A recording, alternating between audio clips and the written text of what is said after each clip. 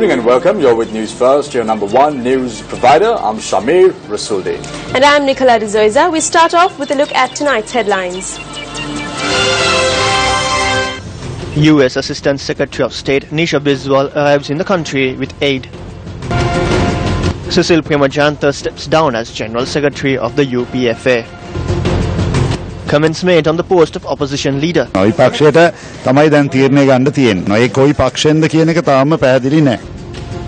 Clash in the seas of Trincomalee.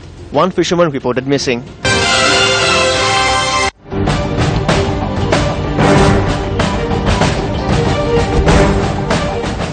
Nisha Biswal, the U.S. Assistant Secretary of State for South and Central Asia, arrived in the island today for a brief visit.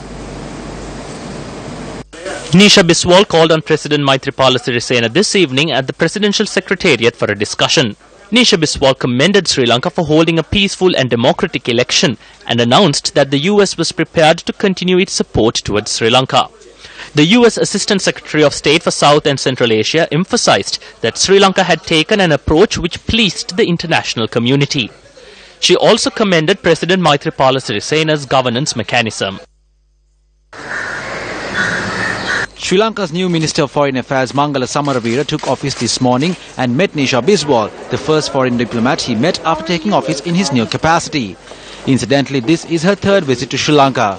Nisha Biswal is accompanied by Assistant Secretary of State for Democracy, Human Rights and Labour, Tom Malinowski.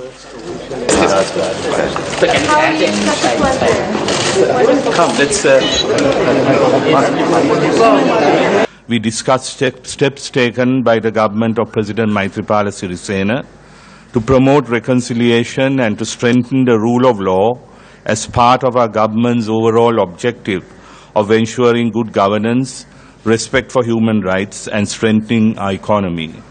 What is most important to us is the message that the people of Sri Lanka have sent. Twice now this year, the people of Sri Lanka, north, south, east and west, have told us that they support change. We recognize that some of the choices ahead are going to be difficult. We recognize that this process is going to take time.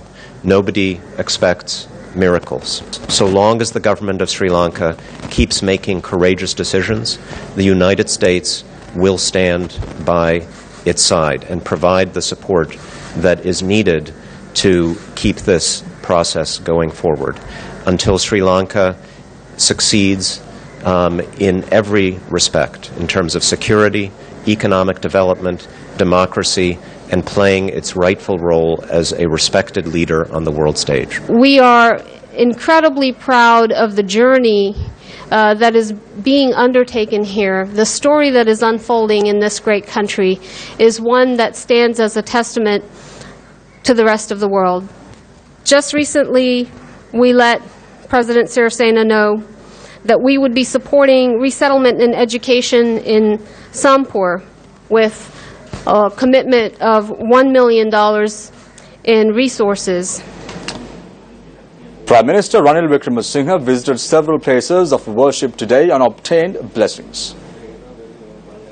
The Prime Minister arrived at the Sivam Kovil in Kotahena today and was welcomed by a group including Ravi Karunanayake and Minister D.M. Swaminathan.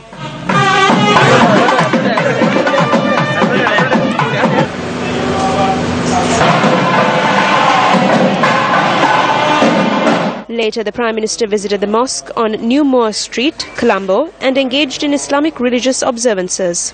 Subsequently, UNP candidates who were elected to Parliament spoke to the media on the national government's future programme.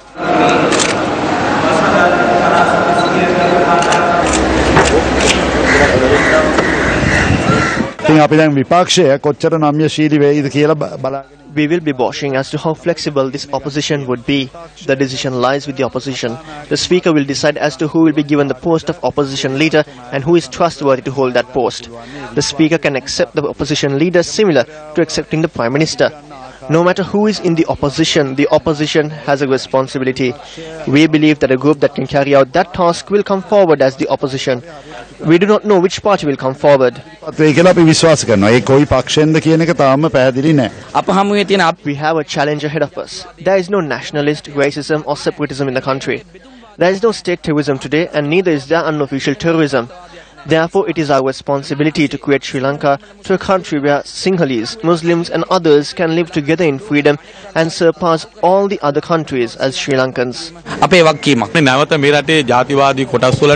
We must not allow this country to be divided on nationalism and fascism. All communities must come together with cooperation and develop coexistence. That task has been vested with the United National Front led by Ranil Wickremesinghe and to take this country forward. Susil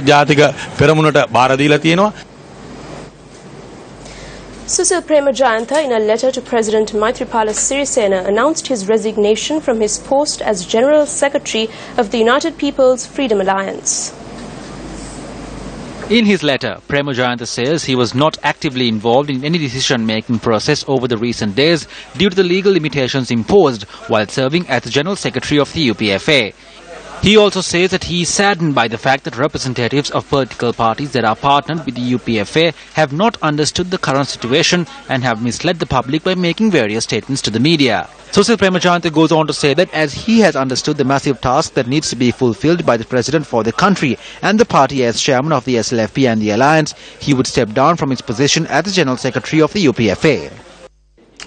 A demonstration was organized in the Pannal town against the former General Secretary of the Sri Lanka Freedom Party, Anura Priyadarshana.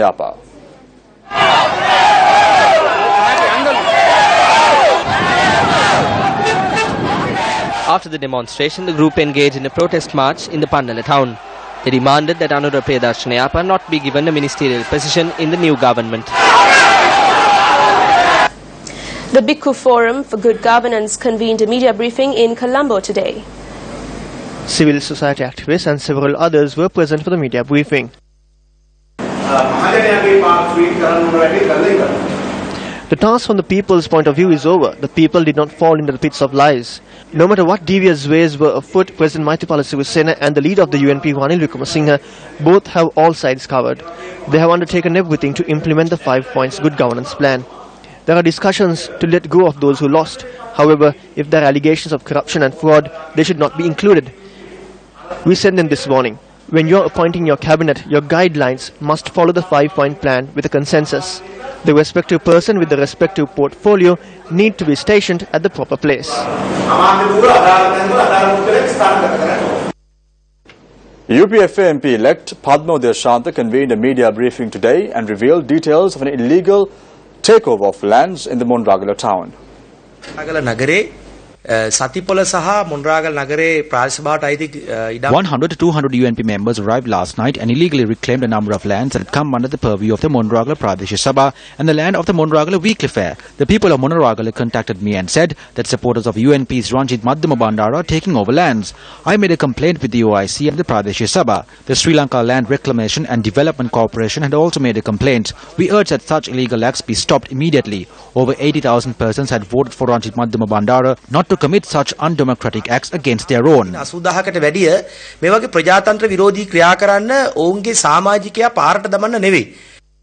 Newsfirst contacted Ranjit Madhyama Bandara in this regard.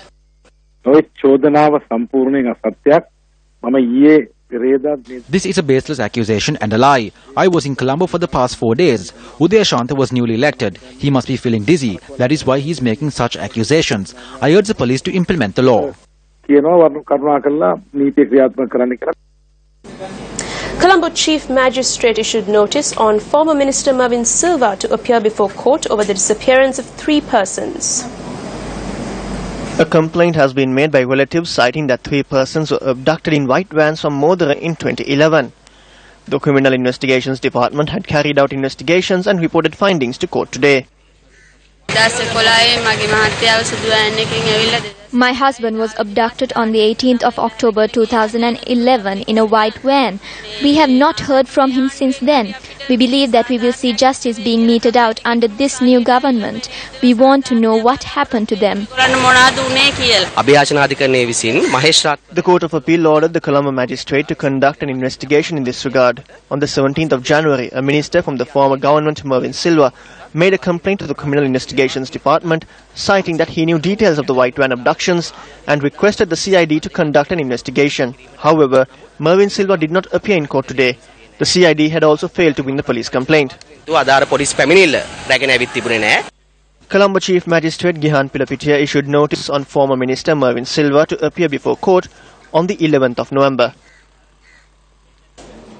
Tensions over fishing methods in the Trincomalee seas have led to an altercation resulting in one fisherman going missing.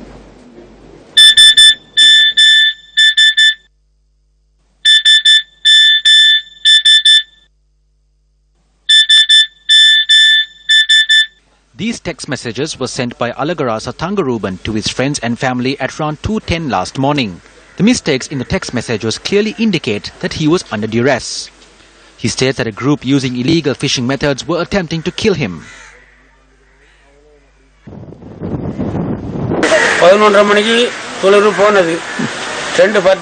He went out to sea at 11:30 at night.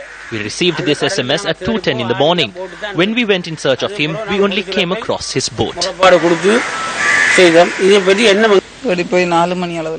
We left at around 3 a.m. We searched for an hour and we found the boat, but my son was not in it.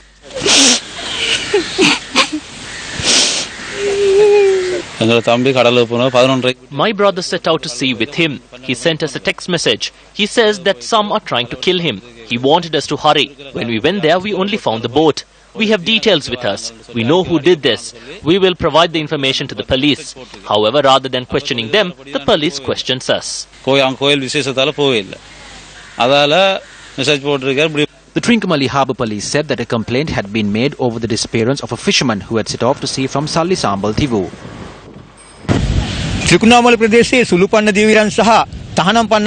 Tensions between fishermen who use accepted fishing methods and illegal fishing methods has reached new heights. Several lives have been lost as a result of this rivalry. The latest incident was the disappearance of this fisherman who set off to sea from the Salli Sambal Tivu area.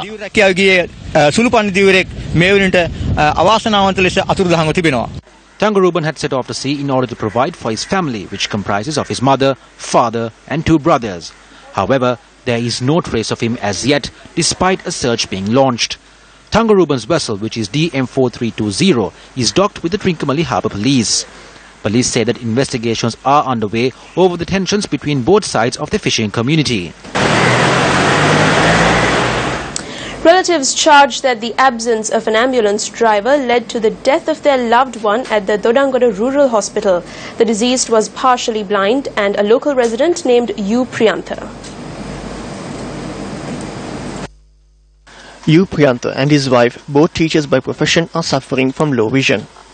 U. Priyantha had suffered a stroke last evening and was moved to the Dodangoda Rural Hospital, where he was provided with basic treatment. However, as the rural hospital did not have the required facilities to properly treat a serious case such as a stroke, measures are taken to transfer him to another hospital.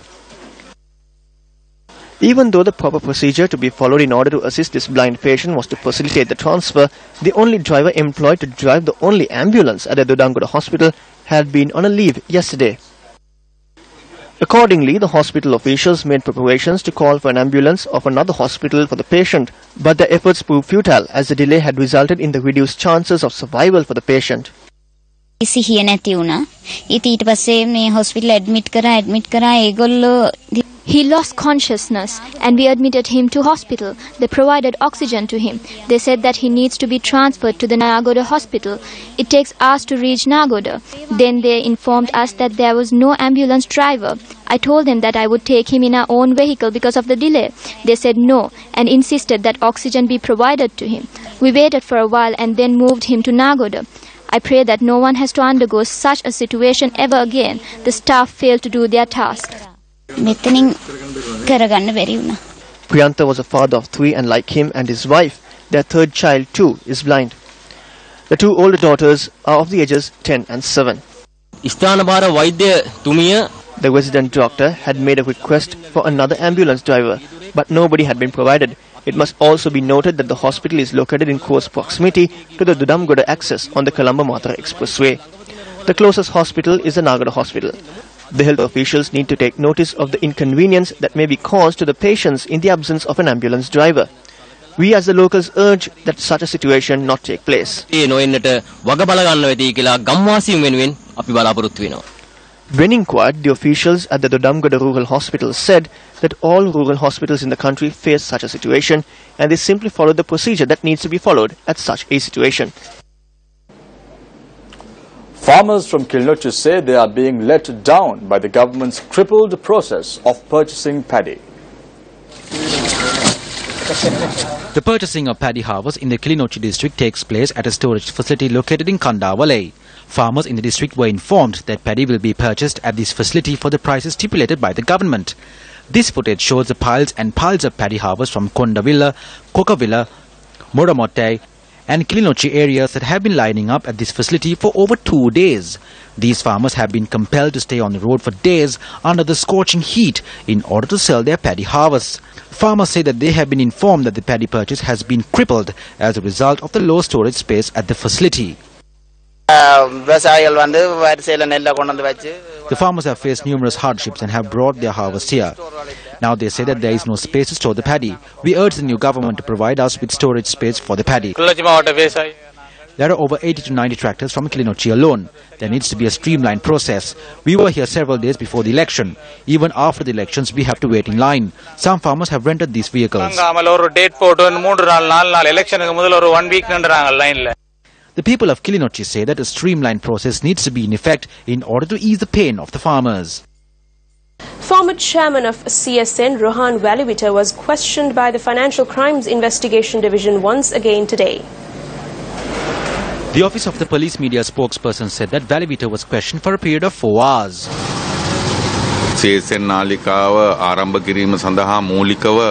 A statement was recorded from me on how CSN was launched and how it was financed. I was also questioned on how loan facilities were obtained for the development of the channel. They questioned on the other directors and how the channel operated so far. They did not mention of another date to arrive, but they may summon me again if required.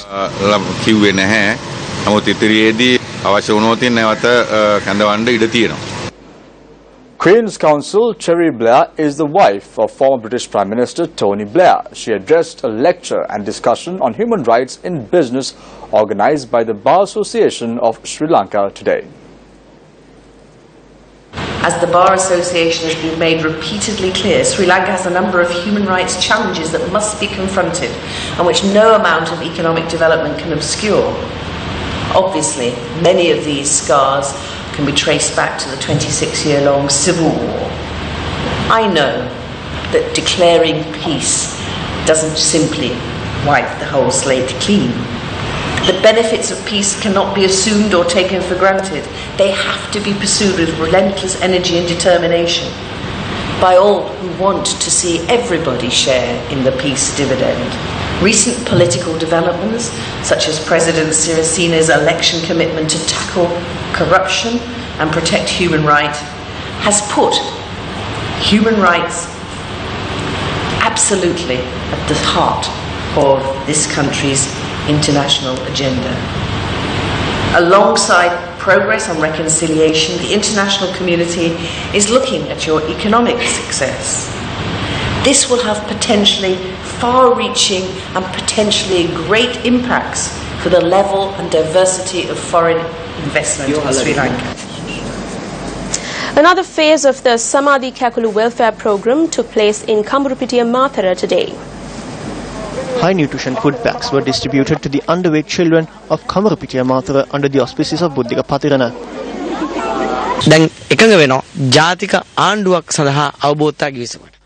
They have agreed to the MOU reached for national government. However, the SLFP will have ministerial portfolios.